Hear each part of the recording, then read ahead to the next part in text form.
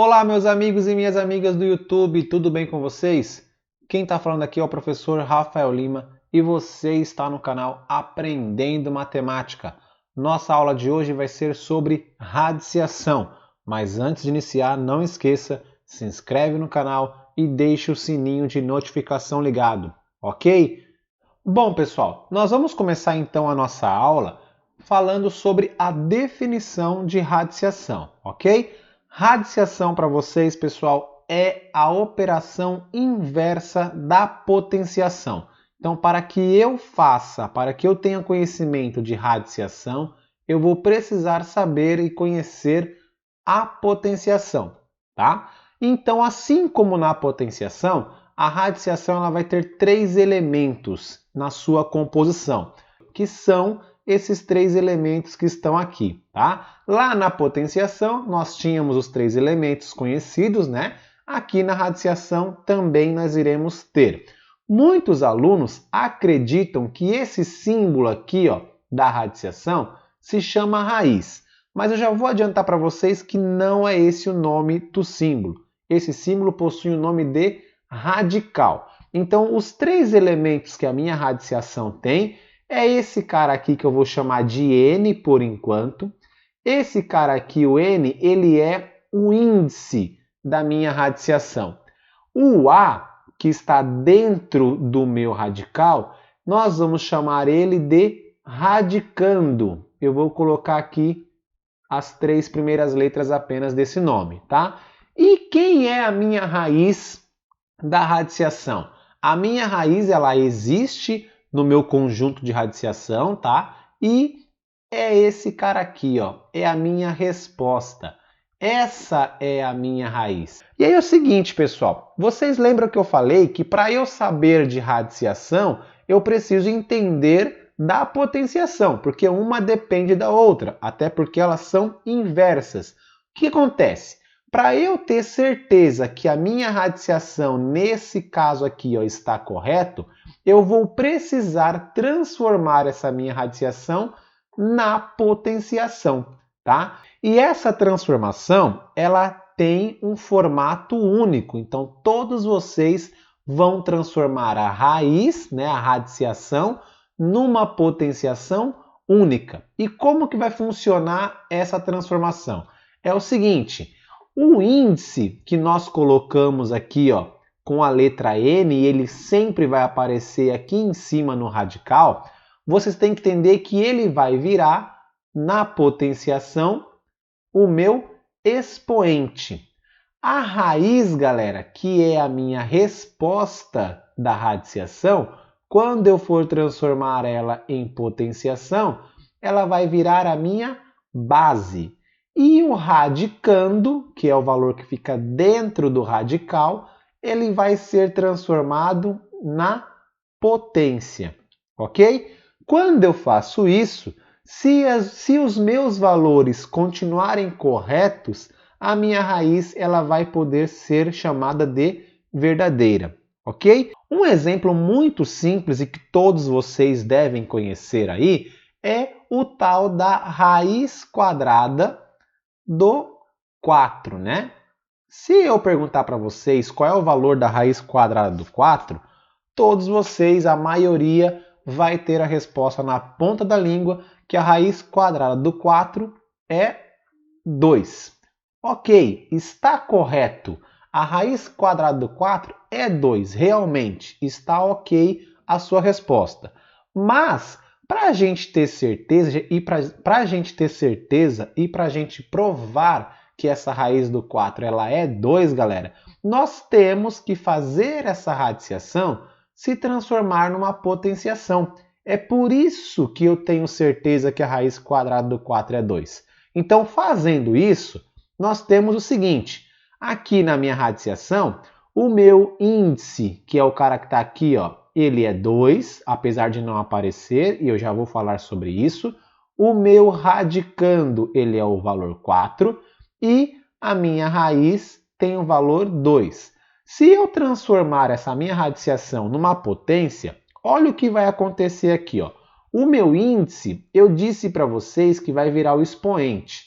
A minha raiz, eu disse para vocês que vai virar base. E o meu radicando, eu disse para vocês que vai virar potência. Fazendo isso, olha o que eu tenho aqui, ó. Eu vou ter essa questão aqui, ó. Aí vem a pergunta para vocês. 2 elevado ao quadrado, elevado ao expoente 2. A resposta é 4? Sim, a resposta ela é 4. Então, como eu fiz a transformação da minha radiciação para a potenciação e ela continuou sendo verdadeira, eu posso confirmar para vocês que a raiz quadrada do 4 ela é 2, ok? Então é por isso que a resposta vem dessa forma. A mesma coisa se eu falar para vocês, por exemplo, a raiz quadrada de 16, né? Muitos de vocês vão me dizer que a raiz quadrada de 16 é 4. Por que ela é 4? Porque se eu transformar em potenciação, eu vou ter que 4 ao quadrado vai ser 16. Transformei aqui o meu índice num expoente, a minha raiz na minha base e o meu radicando na minha potência. Fiz essa transformação e ela continuou sendo verdadeira. Então, realmente, a raiz quadrada do 16 é 4. A mesma coisa eu posso fazer com vocês num terceiro exemplo, é a raiz cúbica de 8. Né? Qual é a raiz cúbica de 8? Se vocês não sabem, a resposta é 2. Ok? Se eu sei que a resposta é 2, como que eu posso ter certeza? Basta pegar essa radiciação e transformar os seus elementos numa potência, né? Então aqui eu fico com a minha raiz sendo a base, o meu índice sendo o expoente e o meu radicando sendo a minha potência. Isso aqui é verdadeiro? É. Então eu posso afirmar para vocês que realmente a raiz cúbica de 8 vai ser 2, ok? É dessa forma que a gente consegue definir uma radiciação. Agora, galera, eu quero colocar para vocês algumas situações aqui muito importantes, porque nós temos que tomar alguns cuidados com a radiciação, especialmente em 2 casos, tá? O primeiro é do índice, o segundo é do sinal. Por que eu estou colocando para vocês esses 2 cuidados? Porque são os que mais aparecem aí numa avaliação e que pode, né, acabar complicando a vida de vocês e vocês errando a conta por uma coisinha muito simples, tá? Então é o seguinte, qual é o primeiro cuidado? É em relação ao índice, aquele símbolozinho que vai em cima do radical. Galera, é o seguinte, se o índice de vocês for um número par, o radicando, que é o número que está dentro do radical, ele tem que ser maior ou igual a zero, tá bom? Então, se eu colocar aqui para vocês, ó, a raiz, né? Colocar aqui um índice, que eu vou chamar de n, igual eu fiz no anterior. Colocar aqui o radicando a e dizer que aqui vai ser um x a minha raiz, é o seguinte, se esse cara aqui, ó, ele for par, o radicando de vocês, ele vai ter que ser maior ou igual a zero, ok? Ele vai ter que ser positivo, tá? Agora, se o índice de vocês ele for ímpar, ok? Se ele for ímpar, o radicando, que é o cara que está dentro do radical, ele pode ser qualquer valor real. Por exemplo, se eu colocar para vocês o seguinte, ó, a raiz quadrada do 4, igual eu fiz antes, ó, raiz quadrada do 4. A raiz quadrada do 4, nós já vimos que a resposta é 2, porque eu sei que 2 ao quadrado é 4. Só que observe o seguinte, o índice aqui, ele é par. O radicando, eu disse para vocês que se o índice for par, o radicando tem que ser maior ou igual a zero. Aqui deu certo, ok, tranquilo, cheguei na minha resposta. Agora, pessoal, observe se eu fizer isso aqui, ó. Colocar a raiz quadrada de menos 4. Qual é a resposta que vocês irão colocar? Não pode ser o número 2, porque se vocês fizerem 2 ao quadrado aqui, não vai dar menos 4. Então, pessoal, aqui nesse caso, a minha raiz ela não existe, tá? Porque se o índice for par, esse cara aqui não pode ser negativo. Ele tem que ser obrigatoriamente maior do que zero. Ele não pode ser um valor negativo. Agora, se o índice for ímpar, não tem problema nenhum. Pode ser qualquer valor. Inclusive, esse aqui que eu vou colocar para vocês, ó. Eu já coloquei isso como exemplo, mas vamos de novo, ó. Raiz cúbica de 8. Ou a raiz cúbica de menos 8. Olha o que vai acontecer aqui. O índice desses dois exemplos que eu estou colocando para vocês, ele é ímpar. Se ele é ímpar, o radicando tanto faz ser positivo ou ser negativo. Ele só tem que ser real, né? E o número 8 e o número menos 8, eles são reais. Então, galera, observe o seguinte, ó. Aqui na raiz cúbica do 8, qual é a resposta? Nós já vimos que a resposta é 2, né? A resposta vai ser 2, por quê? Porque se vocês fizerem 2 ao cubo, a resposta vai dar 8. Agora, se eu perguntar para vocês qual é a raiz cúbica de menos 8? Bom, a raiz cúbica de menos 8, galera, é menos 2. E entre parênteses ainda. Por que menos 2? Porque se vocês fizerem menos 2 ao cubo, transformando isso lá na multiplicação, nós vamos ter menos 2 e menos 2, correto?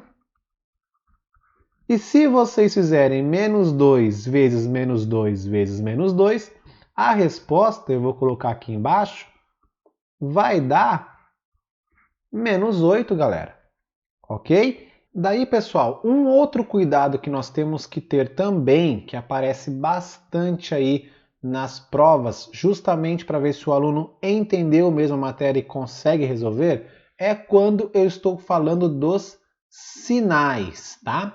Eu vou colocar aqui para vocês um exemplo e vou explicar como que funciona a questão dos sinais. Um exemplo muito comum que a gente coloca, que a gente vê em vários livros aí e exercícios, é, por exemplo, a raiz quadrada do 25, ok? E aí o aluno vai lá e responde que a raiz quadrada do 25, a resposta é mais ou menos 5. Galera, a resposta de raiz quadrada de 25 ser mais ou menos 5, ela é mentira, tá, galera? Não tem como a raiz quadrada de 25 ter como resposta mais ou menos 5. A raiz quadrada de 25, a resposta dela é só 5, tá bom? Só o número 5. Esse menos aqui, que muitos colocam, não existe. Até porque se a gente for observar o primeiro cuidado que nós acabamos de ver sobre índice, se esse cara aqui for par, a minha resposta vai ser positiva e o meu radicando ele tem que ser maior ou igual a zero, senão não vai existir, correto? Só que muitos alunos escrevem isso aqui, acredito eu, muito por conta desse exemplo que eu vou colocar para vocês aqui, ó. X quadrado igual a 49. Aí alguns alunos olham para uma conta como essa, que é uma equação do segundo grau, uma equação incompleta, que nós vamos fazer aqui exercícios e aula sobre esse conteúdo mais para frente. Aí, quando o professor vai passar o conteúdo sobre isso, ele diz que se a equação do segundo grau for apenas essa potenciação, x ao quadrado, a gente pode usar, ao invés da potenciação, transformar em raiz, fazer esse 2 virar uma raiz quadrada, né? E aí resolver a raiz quadrada de 49, e a raiz quadrada de 49 ela é 7, então a resposta fica mais ou menos 7. Galera, vamos tomar um cuidado muito grande aqui, que é o seguinte: esse cálculo aqui, ele é de equação de segundo grau incompleto. Aqui, a minha resposta mais ou menos 7, ela está correta. Ela está correta pelo seguinte, porque na equação de segundo grau, eu tenho que ter duas respostas, que nós vamos chamar de raízes x1 e x2. Então, esse mais 7, ele é uma resposta. Esse menos 7, ele é uma outra resposta diferente na minha equação do segundo grau. Quando eu estou falando apenas de radiciação, então essa questão de ter o sinal de menos, mais e menos, não é possível, ok? Então eu não posso escrever mais ou menos 7 se eu tiver uma raiz comum, uma raiz simples, ok? Eu só vou ter uma única resposta. Uma outra situação que também acontece muito é quando aparece isso aqui, por exemplo, ó, menos raiz de 16. E aí o aluno vai lá e diz para mim que não é possível fazer a conta. Claro que é, né, pessoal? Porque se a gente for observar, esse menos aqui não tem nada a ver com a raiz. Esse menos, ele é um sinal que ele está fora da raiz, então ele vai vir aqui na minha resposta do mesmo jeito. E aí eu vou responder a minha raiz naturalmente. Raiz quadrada de 16, ela é 4, né? Então, o menos raiz de 16, a resposta é menos 4. Só que esse menos 4 aqui, ele é daqui e não da minha raiz. A minha raiz ficou com a resposta positiva, só que na resposta ela ficou com o sinal de menos por conta desse cara aqui. Daí, com isso, nós temos a seguinte questão. Nós vamos falar sobre propriedades da potenciação, mas esse assunto ele é para a próxima aula. Essa aula nossa ela vai ficando por aqui. Eu espero que você tenha gostado, que você tenha conseguido entender esse conteúdo de radiciação, porque ele é muito importante. E se você gostou da aula, se inscreva no canal, não deixe de ativar o sininho. Toda semana você vai receber uma aula nova aí rapidinho para assistir. E também faço aqui o convite final, como faço em todas as aulas. Veja as nossas redes sociais, Facebook e Instagram, tem bastante conteúdo massa lá, ok? Muito obrigado pela atenção de vocês, até a próxima aula. Valeu, pessoal. Tchau!